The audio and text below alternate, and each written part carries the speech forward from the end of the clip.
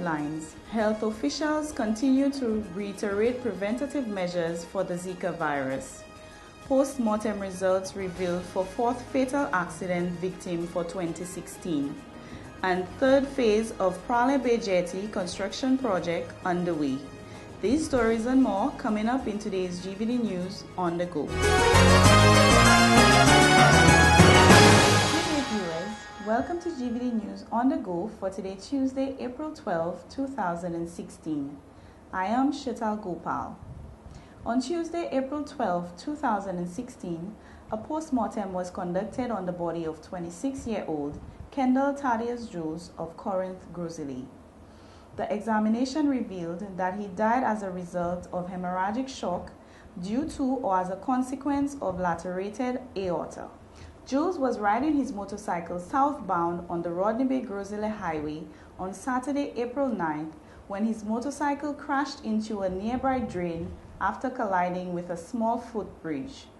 Jules was transported to the Victoria Hospital, where he succumbed to his injuries. Investigations continue into this matter. St. Jude's Hospital is the latest health institution educating the general public on the reality of the Zika virus and encouraging St. Lucians to play their part in containing the illness.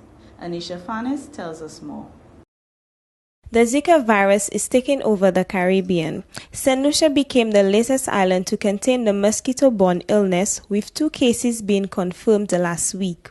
The virus, which is carried by the Aedes aegypti mosquito, can be spread through saliva or sexual activity, with the main threat coming from being bitten by a mosquito carrying the virus. In an interview with Nurse Delia Peters, she explained to us the ways in which the Aedes mosquito spreads the virus. Okay, as everyone knows, Zika virus is caused by the Aedes aegypti mosquito. When you hear of that mosquito, you hear of dengue fever, chikungunya, and in Guyana, yellow fever. Persons might wonder why this mosquito transmits all of these diseases at once. But if I have Zika and the mosquito bites me at the time, the next person that it bites will contract Zika. If I have dengue fever, and it bites me at the time, bites somebody else, that person will contract the dengue fever. So this is how it works. It's not that one mosquito transmits all different diseases, but it depends on what the person has at the time, the host has at the time, it transmits.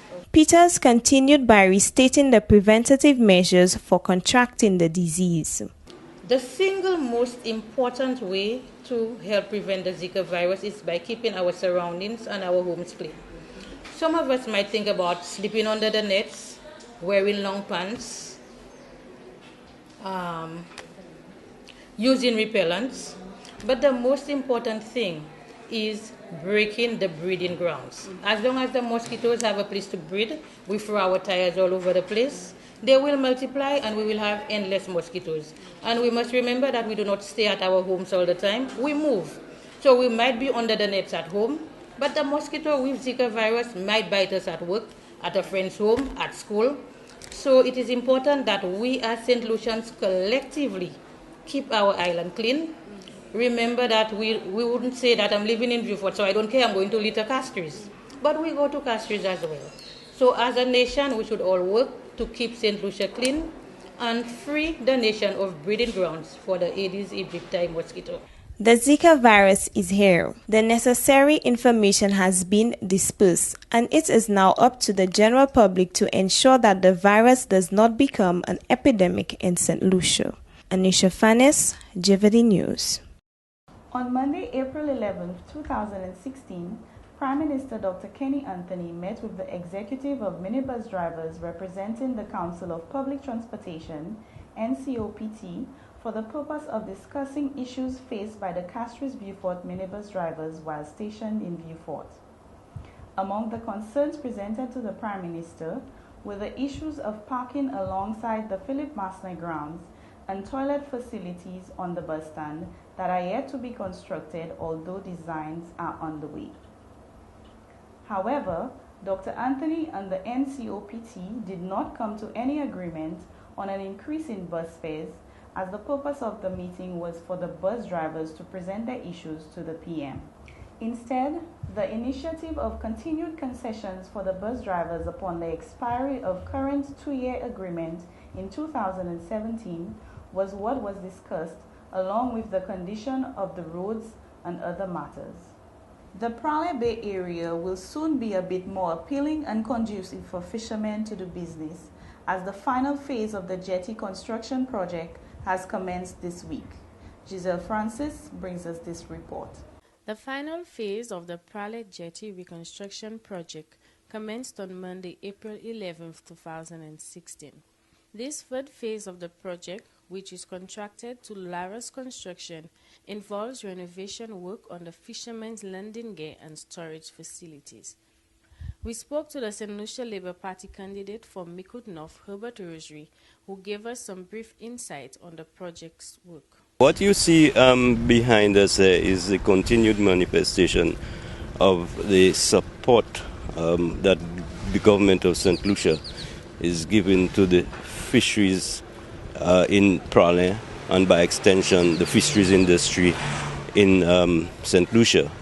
Through the collaborative effort of the Ministries of Agriculture and Infrastructure, we see the stripping or the demolition of the old locker rooms, the dilapidated locker rooms, making way for the construction of brand new facilities, storage facilities and change rooms for the fishers of Prale. Prale Jetty Rehabilitation Project commenced in May 2015 with the demolition of the previous dilapidated jetties and the construction of a new greenhat jetty.